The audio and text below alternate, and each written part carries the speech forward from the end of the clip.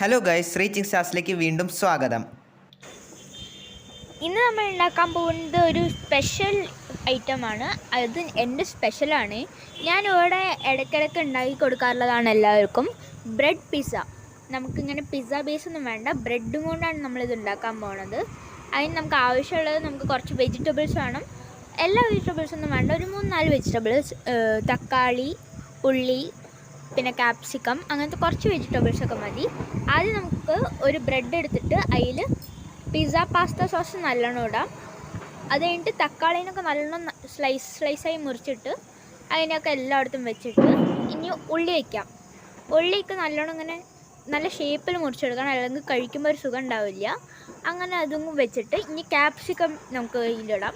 Capsicum ഞാൻ കത്രികയും കൊണ്ട് കറക്റ്റായി ചെറുതായി മുറിച്ചിട്ടാണ് ഇടുന്നത്. എന്നാൽ നമ്മൾ കൂടുതൽ ഇട്ടാൽ അത് കാണാൻ ഭംഗി ഉണ്ടാവില്ല, പച്ച കളറ്. അതുകാരണം തന്നെ നല്ല ചെറുതായി മുറിച്ചിടാം.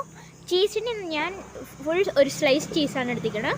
അതിന് ഞാൻ കുറേ ചെറിയ പീസായി മുറിച്ചു, കാരണം അപ്പോൾ അത് പെട്ടെന്ന് മെൽട്ടാവും.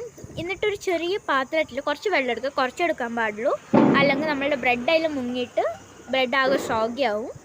എന്നിട്ട് അതിൽ നമ്മളുടെ ഇപ്പോൾ റെഡി ആയിട്ടുള്ള ബ്രെഡ് ഉണ്ടല്ലോ അത് വയ്ക്കുക. ഇത് കറക്റ്റ് ഒരു മൈക്രോവേവിനെ പോലെ തന്നെയാണ് വർക്ക് ചെയ്യുക, കാരണം അതിൻ്റെ ആ സ്റ്റീം കാരണം നമ്മളുടെ ചീസൊക്കെ മെൽട്ടാവും. ഞാനിതിപ്പോൾ ഇൻഡക്ഷനിലാണ് വെക്കുന്നത്.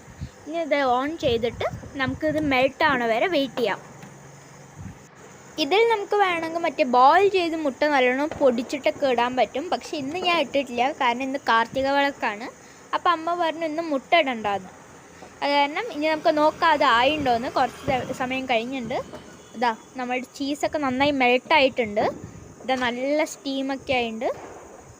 ഇനി നമുക്കതിനെ നല്ലൊരു പ്ലേറ്റിലേക്ക് സെർവ് ചെയ്യാം. ഇതാ നല്ല ചൂട് ബ്രെഡ് പിസ്സ റെഡി ആയിട്ടുണ്ട്. നമുക്ക് ഇതേപോലെ തന്നെ കുറേ ഉണ്ടാക്കാം. ഇത് സമയം കുറവായിരുന്നു, അത് കാരണം തന്നെ ഞാൻ ആകെ ഒന്നേ ഉണ്ടാക്കിയിട്ടുള്ളൂ. ഇനി ഇത് നമുക്ക് ടേസ്റ്റ് ചെയ്ത് നോക്കാം. ഇത് സൂപ്പറാണ്, മസ്റ്റ് ട്രൈ ആണ്. എന്തായാലും എല്ലാവരും ഉണ്ടാക്കണം. Like, share, subscribe. ബൈ.